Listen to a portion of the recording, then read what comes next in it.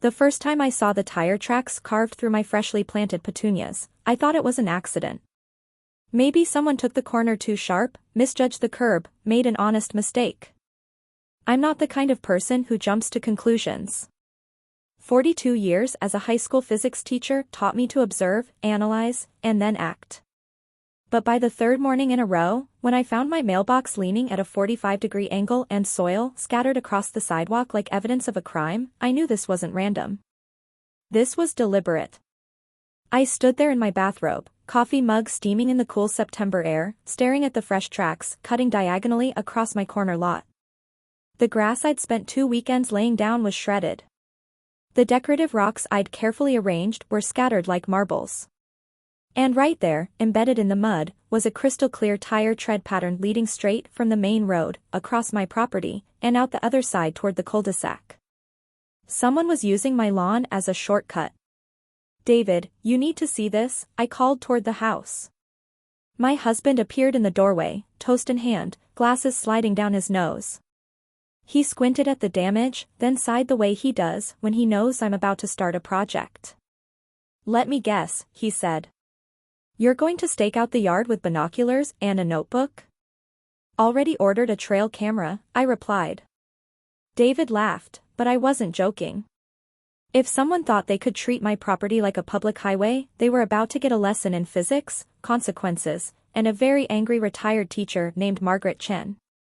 The trail camera arrived 2 days later, and I mounted it on the oak tree near the corner, angled perfectly to capture anyone cutting through. I set it to motion-activated recording and went inside to wait. I didn't have to wait long. The next morning at exactly 7:18 a.m., I heard the roar of an engine followed by the distinct sound of tires crunching over grass and gravel. I bolted to the window just in time to see a silver Lexus SUV barrel across my lawn, missing my mailbox by inches, and speed off toward the main street. But here's the thing, I recognized that car. It belonged to Patricia Kingsley, president of our neighborhood HOA and self-appointed queen of Willow Creek Estates. Patricia, with her perfectly highlighted hair, designer tracksuits, and clipboard always clutched like a weapon. Patricia, who'd once fined my neighbor $200 for hanging a hummingbird feeder because it was visual clutter. Patricia, who'd sent me 3 violation notices in the past year for everything from my non-regulation mailbox color to my flower pots being 2 inches too close to the sidewalk. And now, Patricia was destroying my property every single morning to save herself 30 seconds on her way to her Pilates class. I reviewed the trail camera footage, and my suspicions were confirmed. There she was, clear as day, cutting across my corner lot with the entitlement of someone who believed the rules didn't apply to her. Her license plate was visible. Her face was visible. Everything was documented. I saved the file, backed it up to 3 different drives, and smiled. "Oh, Patricia," I whispered to myself. "You just made the biggest mistake of your life." I'm not a confrontational person by nature. Before I taught physics, I was a mediator in family court. I believe in communication, in giving people the benefit of the doubt. So, despite my anger, I decided to handle this the right way. I printed a still frame from the video showing her SUV mid-trespass, slipped it into an envelope with a polite note, and walked it over to her house. Her home sat at the top of the hill, a sprawling McMansion with fake Greek columns and a 3-car garage. The kind of house that screamed, "I have money and I want you to know it." I rang the doorbell and waited. Patricia opened the door wearing yoga pants and a scowl. "Margaret," she said flatly. "What do you want?" I handed her the envelope. "Good morning, Patricia. I wanted to bring this to your attention. It seems your car has been cutting across my property for the past week, and it's caused significant damage. I'm sure it's just an oversight, but I wanted to let you know before I have to involve the city." She opened the envelope, glanced at the photo, and laughed. Actually laughed. "Oh, sweetie," she said, voice dripping with condescension. "That's not trespassing. That corner is part of the HOA easement. Maybe you should read your property agreement before you start making accusations." My jaw tightened. There is no easement on my corner. I have the survey to prove it. She waved a dismissive hand. I've been president of this HOA for 6 years. I know every inch of this neighborhood. If I say it's an easement, it's an easement. Then you won't mind if I contact the county to verify? I asked, keeping my voice calm. Her eyes narrowed. Do whatever you want.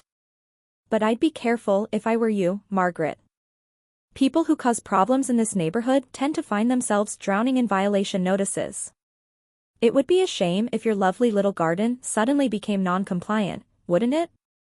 She closed the door in my face. I stood there for a moment, stunned, angry, and absolutely certain of one thing: Patricia Kingsley wasn't going to stop. She believed she was untouchable. But she was wrong. That night, I sat at my kitchen table with David, a stack of notebooks, and a pot of tea. She threatened you, David said, rereading my notes. She actually threatened you. She did, I replied. And she's going to keep doing it unless I make her stop. David leaned back in his chair. So what's the plan, Professor Chin? Spike strips? A moat? I smiled. Something better. Something that teaches her a lesson she'll never forget. I spent the next 3 days researching. I pulled up county property records, reviewed my original survey from when we bought the house, and even hired a licensed surveyor to re-verify my boundaries. Every single document confirmed the same thing: my property line extended 6 feet beyond where Patricia claimed that the HOA easement began. She wasn't cutting across public property. She was trespassing on private land. My land. Armed with that knowledge, I moved to phase 2 of my plan. I went to Home Depot and bought the following: 10 large decorative boulders, each weighing about 150 pounds. 5 steel garden stakes. A roll of heavy-duty chain. Reflective yellow caution tape. 6 solar-powered LED spotlights. The cashier raised an eyebrow. Building a fortress? Something like that, I said. It took David and me an entire Saturday to execute the plan. We placed the boulders strategically along the corner of my property, spaced just far enough apart that they looked decorative but close enough that no car could pass between them. We drove the steel stakes deep into the ground and ran the chain between them at bumper height, securing it with industrial-grade locks. Then we wrapped the chain in reflective tape so no one could claim they didn't see it. Finally, we installed the solar spotlights, angled to illuminate the entire corner at night. When we finished, I stepped back and admired our work. It looked like a beautiful garden border, complete with native plants and a small wooden sign that read, "Private property, no vehicles." Think she'll get the message? David asked. Oh, she'll get it, I said. One way or another. Monday morning, 7:18 a.m., I was ready. I sat by the front window with my coffee, my phone recording, and my heart pounding in my chest. I heard the engine before I saw the car, that familiar roar of Patricia's Lexus coming down the street at full speed. She turned the corner sharply, aiming for her usual shortcut, and then... crunch. The sound was spectacular. Metal scraping against rock, the high-pitched screech of brakes, and then the unmistakable hiss of a punctured tire. Patricia's SUV lurched to a stop, front bumper crumpled against one of the boulders, headlight shattered, and steam rising from the hood. For a moment, there was silence. Then the driver's door flew open, and Patricia stumbled out, face red, hair wild, phone already in her hand. What the hell is this? She screamed, gesturing at the boulders. You did this on purpose.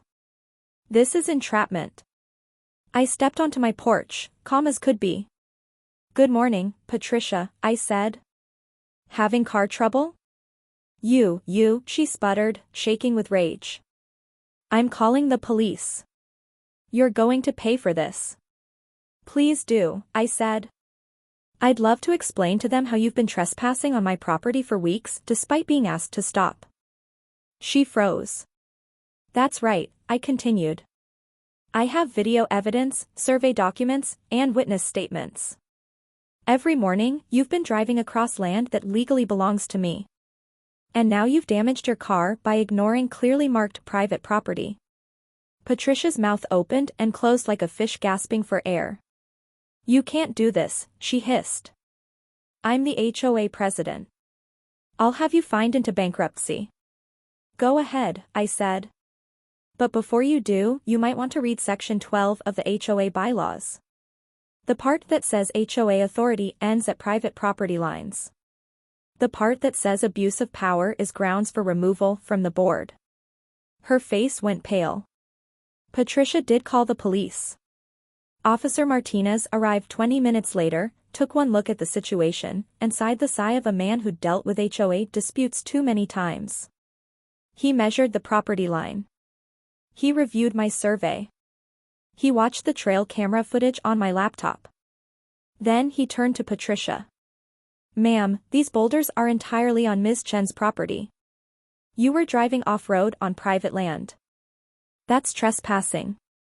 But she set a trap. Patricia argued. She installed landscaping, Martinez corrected. Landscaping that's clearly marked and lit. You chose to ignore it.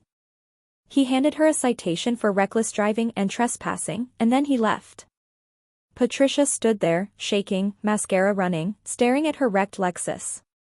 This isn't over, she whispered. Yes, I said quietly. It is. Word spread through Willow Creek Estates like wildfire. By that afternoon, half the neighborhood had walked by to see the boulders and the wreckage. People I'd never spoken to stopped to congratulate me. Neighbors who'd been fined by Patricia came forward with their own stories, and within a week, a petition was circulating to remove her from the HOA board. 2 months later, Patricia resigned. Her replacement? A retired engineer named Bill who believed in common sense and fairness. As for me, I kept the boulders. They're still there, surrounded by wildflowers and native grasses, a permanent reminder that sometimes the best way to deal with a bully is to stand your ground, literally. And every morning, when I sip my coffee and look out at my corner lot, I smile. Because Patricia Kingsley learned something that day that she'll never forget: you can't shortcut your way through someone else's property, or their patience.